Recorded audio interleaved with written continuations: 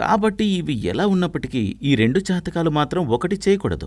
అప్పుడు నేను అడిగాను, అమ్మాయి జాతకంలో మాంగళ్య దోషం ఉంది కదా, దానికి ముందు వాళ్ళు చెప్పారా? దానికి పరిహారం ఏదైనా చేశారా లేదా?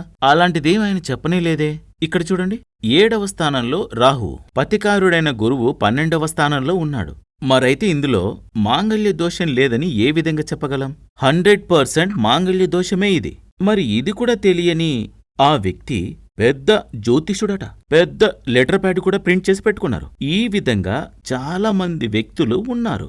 వీళ్ళంతా వచ్చిన వాళ్ళకి శనిదోషం, రాహుదోషం అని ఏదో చెప్పి బ్రతికేస్తున్నారు. కాని ఈ విధంగా చెప్తే ఏమవుతుంది? ఇద్దరి యొక్క జీవితాలే నాశనమైపోతాయి. ఈ అమ్మాయి యొక్క జీవితమే ఈ జ్యోతిష్యుడు కారణంగా ప్రాబ్లంలో పడుతుంది. దానికి స్థానం ఇవ్వకూడదు. ఒకరి యొక్క విశ్వాసంతో తుచ్చంగా వచ్చిన ఆ సమర్పణ, ఆ డబ్బు కోసం ఒకరి జీవితాన్ని నాశనం చేయకూడదు.